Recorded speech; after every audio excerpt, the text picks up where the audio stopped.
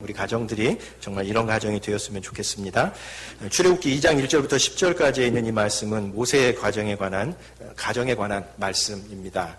이 모세는 예수님에 비견되는 구약의 최고 지도자입니다. 우리 신약의 최고 인물을 꼽으라고 하면 예수님을 당연히 꼽을 수 있을 텐데, 구약의 여러 인물 가운데 가장 중요한 인물이 누구냐라고 얘기할 때에 모세를 꼽을 수 있습니다. 왜냐하면 이 모세는 애굽의 노예로 살아가고 있었던 백성들을 이끌어내서 그들이 이스라엘 백성으로 살아갈 수 있도록 여건을 만들어준 지도자이기 때문에 그렇습니다. 노예 생활에서 이끌어내는 것도 쉽지 않은데 그 한 백성들이 우리가 이스라엘 백성들이다. 물론 그 이전에도 하나님께서 아브라함이나 이삭, 야곱을 통해서 역사하셨지만 마침내 이스라엘 백성이라고 한 민족이, 한 나라가 탄생한 것은 모세 때문에 그렇게 탄생하게 된 겁니다. 그런 점에서 생각을 해보면 모세는 구약의 최고 지도자다라고 얘기해도 손색이 없는 그런 인물입니다. 그런 점에서 오늘 말씀 가운데서 모세의 성장 과정을 통해 특별히 오늘 가정에 대해서 좀 생각해보는 그런 주간을 보내고 있는데, 우리에게 주시는 교훈을 좀 살펴보려고 합니다. 우선 첫 번째로, 모든 하나님의 일은 사람이 자라나는 데서 시작된다라고 하는 겁니다. 당시 이스라엘 백성들은 애굽의 노예로서 아주 힘겹게 살아가고 있었던 그런 상황이었습니다. 본래 이스라엘 백성들이 애굽의 노예로 살아갔었던 것은 아닙니다. 그 전에는 팔레스틴 땅에 살고 있었는데 야곱 시대에 아주 엄청난 기근이 들었었죠. 그래서 만약에 그 팔레스타인 땅에 있었다면 야곱의 가족들이 그냥 그 기근 때문에 그냥 소멸했을 수도 있는 그런 엄청난 기근이었습니다. 다행히 이 요셉이 활약을 해서 애굽에 와서 그 나일강이 흐르고 있었던 땅인지라 기근을 피할 수 있었고, 특별히 우리가 잘 아는 것처럼 요셉이 7년 흉년, 7년 풍년을 잘 보낼 수 있도록 그렇게 참 그 총리로서의 역할을 훌륭하게 하지 않습니까? 그래서 당연히 이 야곱의 가족들이 애굽에 와서 손님으로 아주 융숭한 대접을 받으면서 정착하고 생활하고 있었던 겁니다. 그런데 세월이 오래 지나면서 상황이 급변하게 됩니다. 왜냐하면 이 요셉이 어떤 사람인지를 알지 못하는 새로운 왕이 등장한 겁니다. 몇백 년 좀 지나면서 요셉이 그런 사람이 있었나? 그렇게 생각하는 새 왕이 등장을 한 겁니다. 출애굽기 1장 8절 9절을 보면, 요셉을 알지 못하는 새 왕이 일어나 애굽을 다스리더니 그가 그 백성에게 이르되 이 백성 이스라엘 자손이 우리보다 많고 강하도다. 그렇게 얘기합니다.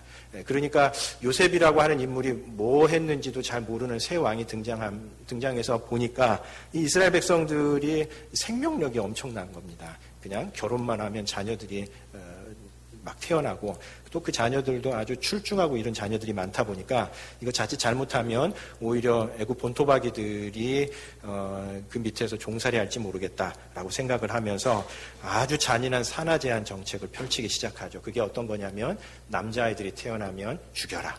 그리고 아예 나일 강물에 띄워서 보내라.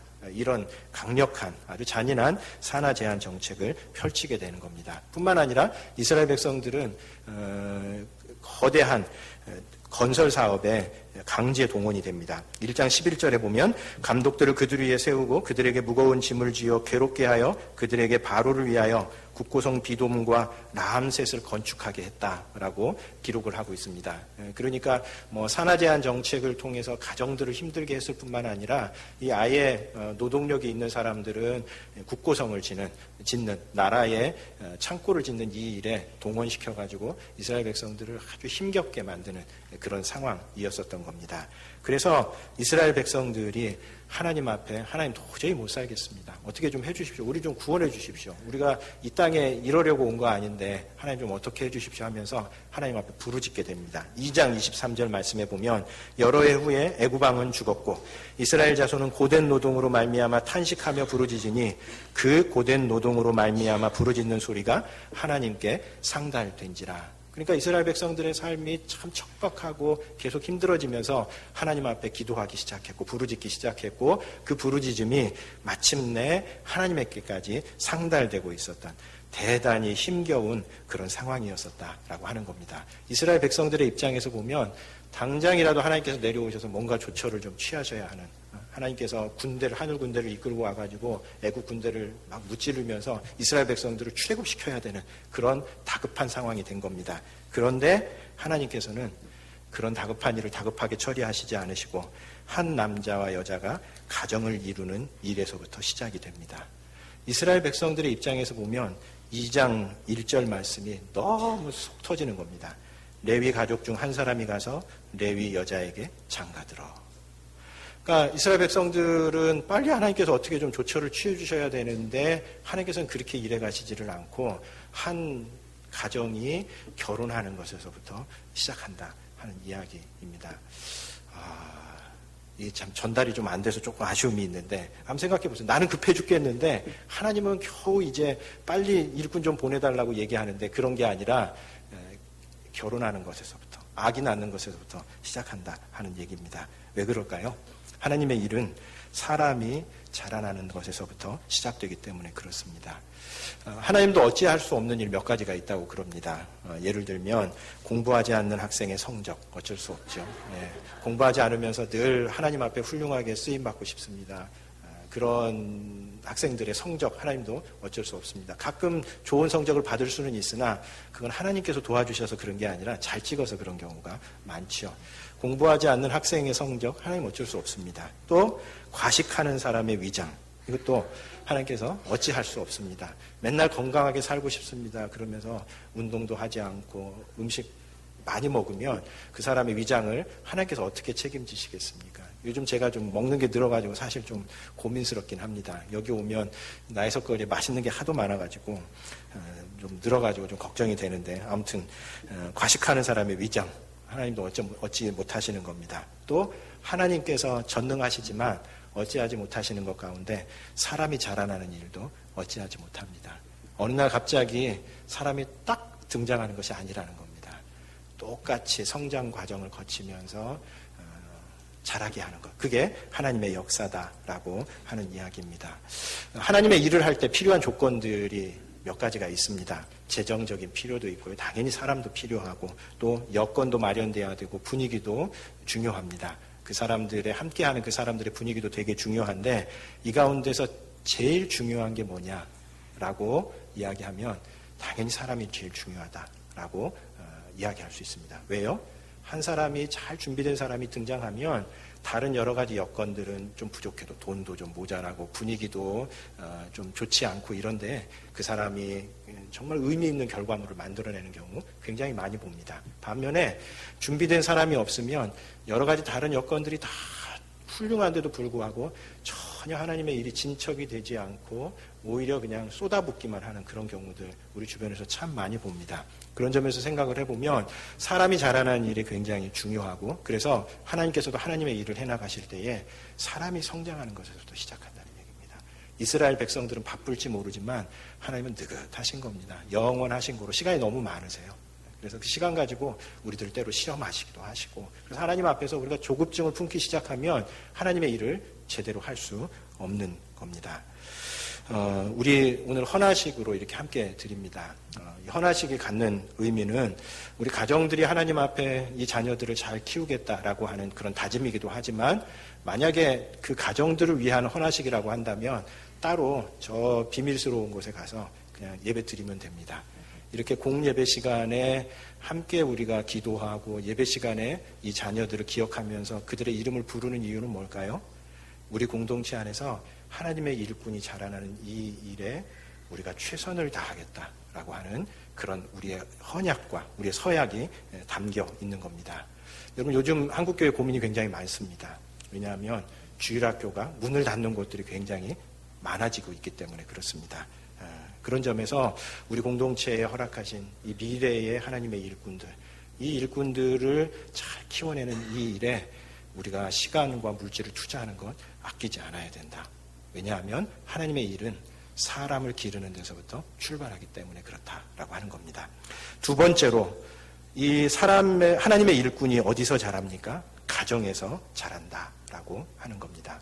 이 출애굽 시대를 생각을 해보면, 그러니까 애굽의 종살이로 살고 있었던 시대를 생각해 보면 이스라엘 백성들이 예배를 제대로 드릴 수 있었을까요? 제대로 드릴 수 있는 상황이 아니었습니다. 흔히 얘기하면 예배 드리기 위해서 같이 많은 사람들이 모이면 당장에 바로 왕이 가만두지 않을지도 모르는 그런 상황인 겁니다. 쟤네들 왜 모여? 저거 혹시 뭐 데몬스트레이션 하려고 그러는 거 아니야? 태업하려고 그러는 거 아니야? 이런 생각을 하면서 모이지도 못하게 했을 그런 상황이었었던 겁니다. 다시 말하면 공적인 신앙체계가 제대로 작동할 수 없는 그런 상황이었었던 겁니다. 그러면 그런 공적인 신앙체계가 제대로 작동하지 않으면 하나님의 일꾼은 자라지 않는 것이냐?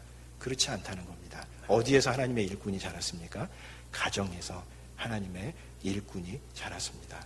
실제로 교회의 역사를 보면 공적인 신앙의 체제들이 무너져 있는 시대가 있습니다. 교회가 막 타락을 하고요. 그 다음에 백성들 전체가 밑바닥을 헤매는 때가 있습니다. 이런 때에도 하나님께서 작은 모임들, 경건한 가정들이나 아니면 함께 모여서 진실한 마음으로 예배하고 기도하는 그 공동체를 통해서 영성의 흐름을 이어가시는 경우들이 굉장히 많습니다. 그래서 중요한 역사적인 전환점 때에 거기서 자라난 사람들 하나님께서 들어서 사용하시는 경우가 많습니다.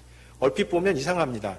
그렇게 타락했었던, 그렇게 예배도 잘 드려지지 않았었던 곳인데 어떻게 저런 인물이 등장할 수 있었을까? 안에 들어가 보면 그 가운데 하나님 앞에 진실하게 예배드리는 작은 사람들의 그 모임을 통해서 하나님께서 하나님의 일꾼을 키워가신다 라고 하는 이야기입니다. 그런 점에서 하나님께서 오늘날에도 이 가정을 소중하게 여깁니다. 가정을 통해서 모세와 같이 민족의 위기의 때에 그 민족을 건져낼 수 있는 훌륭한 일꾼들이 자라기 때문에 그렇습니다. 특별히 오늘 말씀을 묵상하면서 모세의 가정이 하나님의 일꾼이 성장할 수 있었던 그 이유 한 3가지 정도를 제가 좀 찾아봤습니다.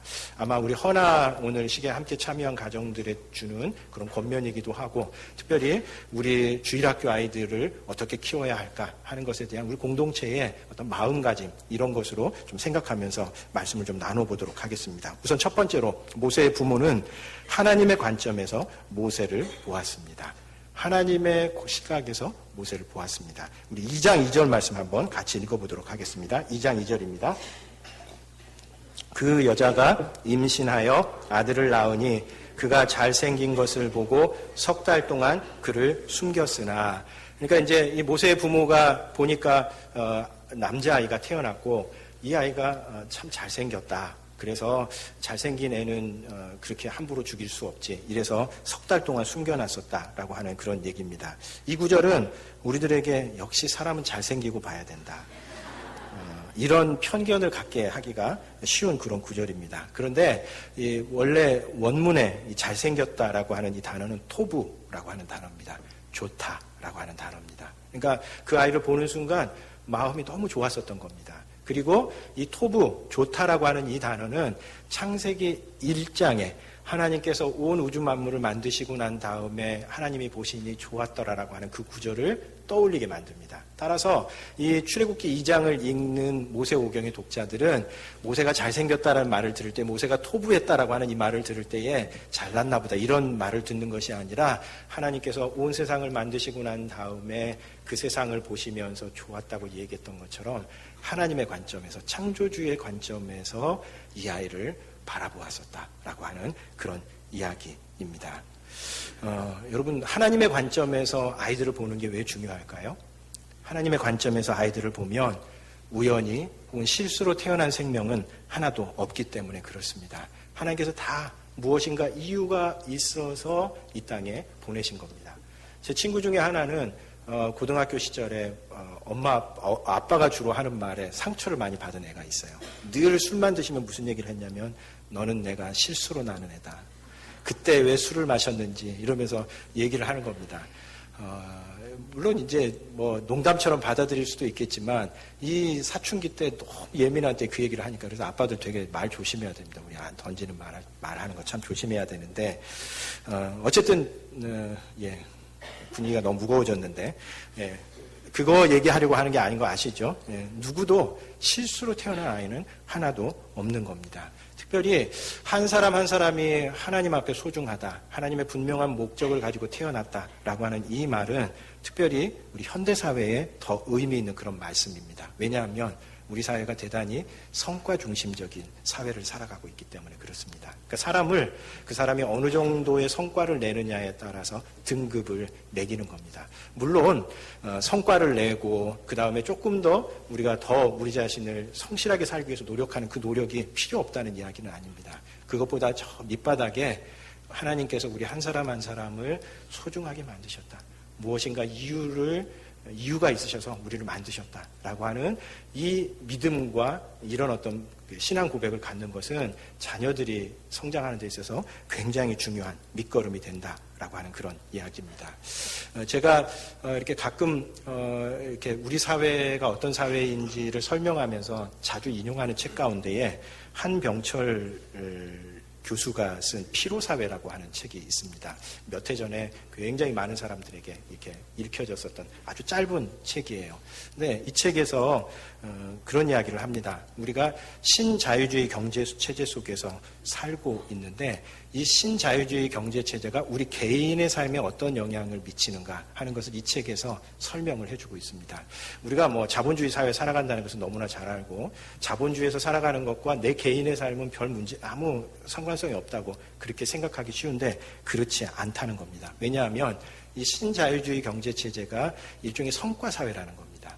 우리 전통사회는 규율사회였습니다. 어떤 것이 옳으냐 그르냐 그 사람의 도덕성을 묻는 그런 사회였었던 반면에 오늘날 사회는 더 이상 규율에 따라 움직이는 사회가 아니라 성과를 중요하게 여긴다는 겁니다. 실제로 우리 어떤 사람을 평가할 때 옛날에는 그 사람이 정말 도덕적으로 윤리적으로 올바른가 하는 것이 굉장히 중요했지만 최근에는 그렇지 않습니다. 어떤 성과를 내느냐. 그래서 얼마 전에 우리 대통령 뽑을 때에도 그 대통령이 어떤 대통령인가 정과 몇 범인가 하는 것에 대해서는 전혀 생각지도 않고 우리를 그냥 잘 살게 만들어주겠다는 생각 때문에 뽑았다가 어려움을 당하고 있는 이런 상황들을 생각해 보면 우리 사회가 굉장히 성과 지향적인 사람의 성과에 따라서 사람을 평가하게 되는 그런 사회 속에 살아가고 있다는 겁니다. 그런데 이 성과 사회는 우리들에게 굉장한 피로감을 안겨줍니다. 왜냐하면 모든 사람들에게 내적인 동기 가운데에 쉴 수 없도록 만드는 겁니다. 하다못해 쉬는 시간에도 뭔가 영어 단어 하나를 외워야 되고 자기 개발을 위해서 노력하게 만드는 겁니다. 쉬고 있으면 안 되는 겁니다.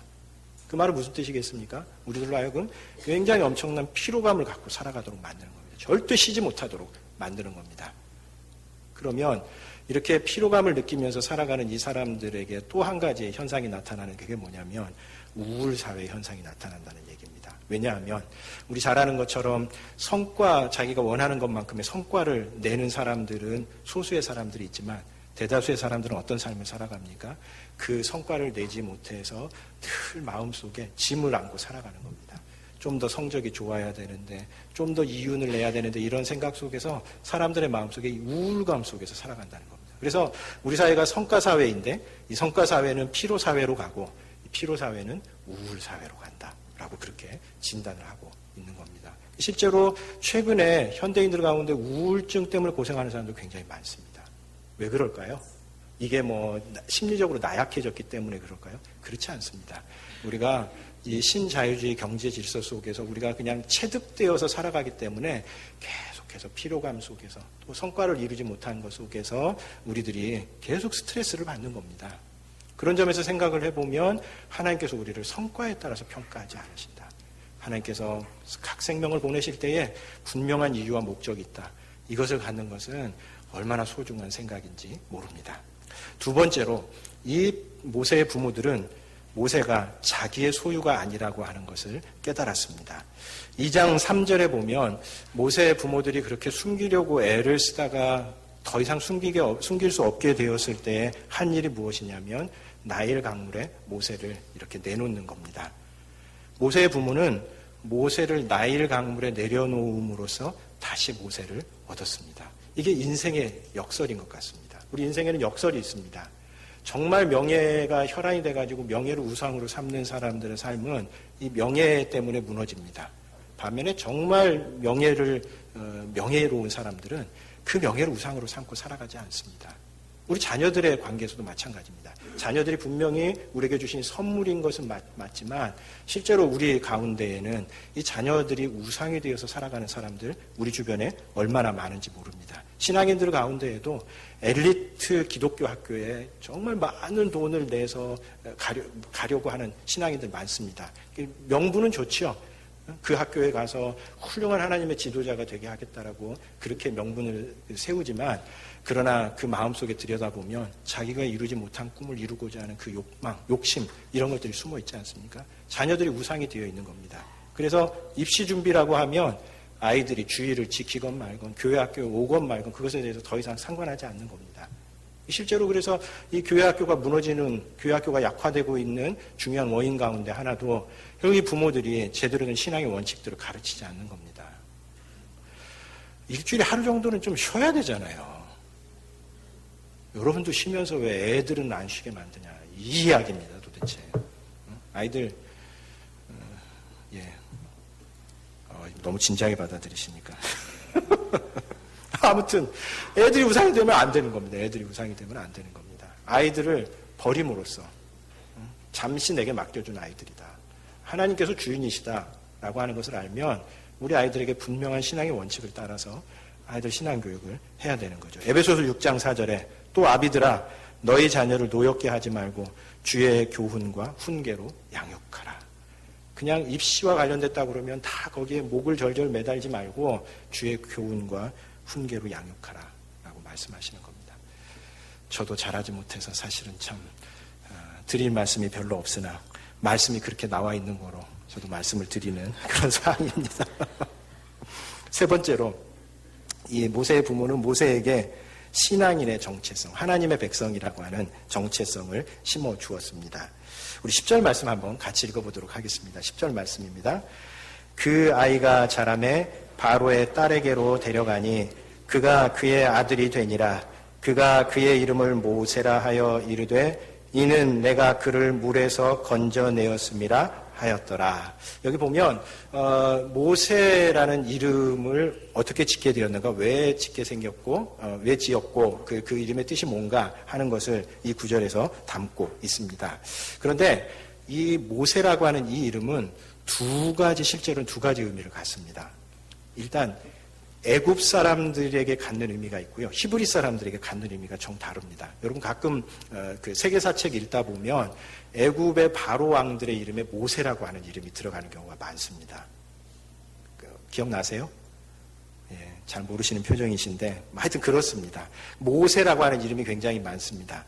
그래서 이 모세라고 하는 이 이름은 애굽의 해석에 따르면 누구에게서 태어나다, 누구의 아들이다 라고 하는 그런 의미를 갖습니다. 반면에 이 모세라고 하는 이 말을 히브리어로 풀어보면 오늘 이 구절이 되는 겁니다.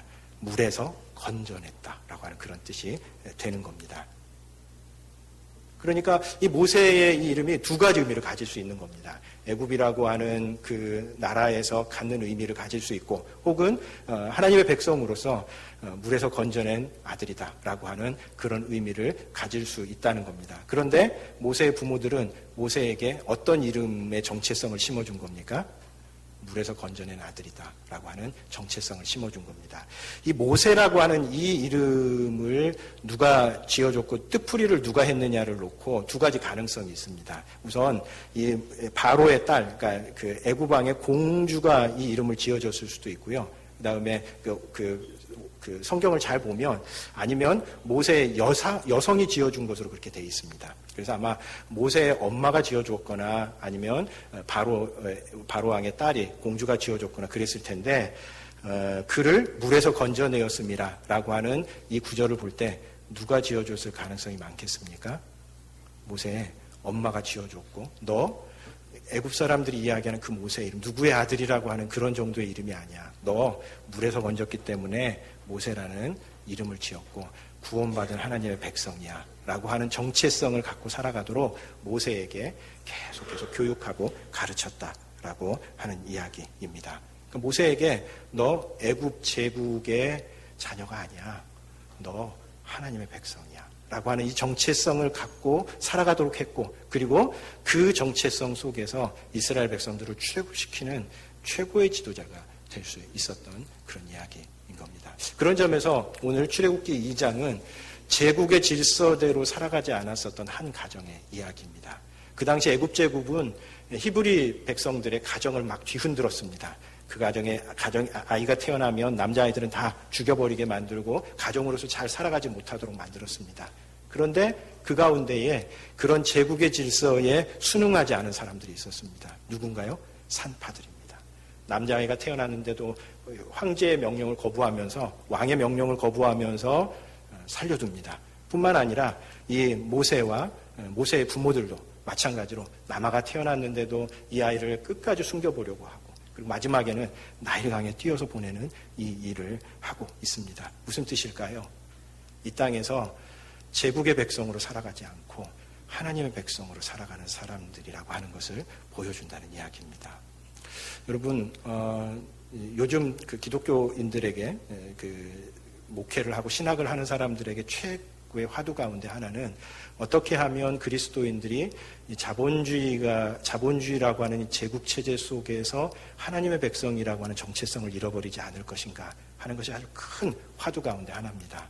실제로 이 자본주의가 우리들의 삶의 방식을 좌우하는 겁니다. 아까 이야기했던 것처럼 신자유주의 경제 질서 속에서 모든 사람들이 다 피로감 속에서 살아가고 우울감 속에서 살아가도록 만드는 것과 마찬가지로 오늘날 이 자본주의 체제는 가정을 계속해서 약화시키는 그런 체제입니다. 왜요? 가정을 이루려면, 아이를 낳으려면 돈이 얼마 있어야 된다는 생각을 계속해서 주입시켜주고 있는 겁니다.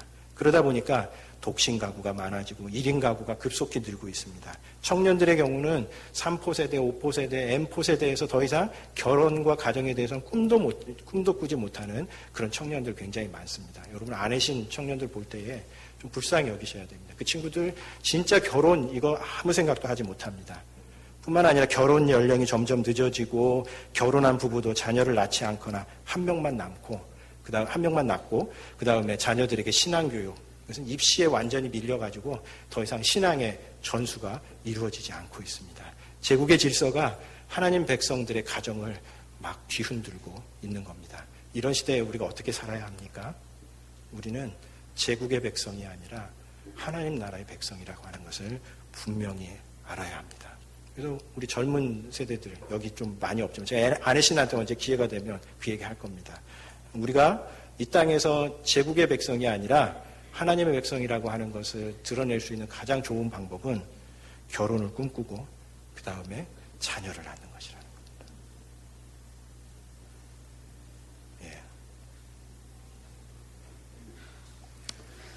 여러분에게 안 와닿는 것 같은데 아내신들한테 좀 이야기하면서 꿈과 소망을, 우리가 이 땅에 살고 있지만 하나님의 백성이라고 하는 것, 가정 속에서 하나님의 백성이 자란다는 것을 우리 같이 좀 기도하는 마음으로 삼아갔으면 좋겠습니다. 여러분, 하나님은 지금도 가정을 통해서 하나님의 일꾼을 키워가십니다.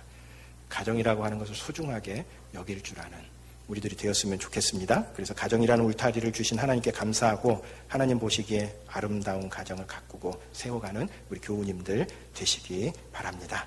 우리 에덴의 동산처럼 한번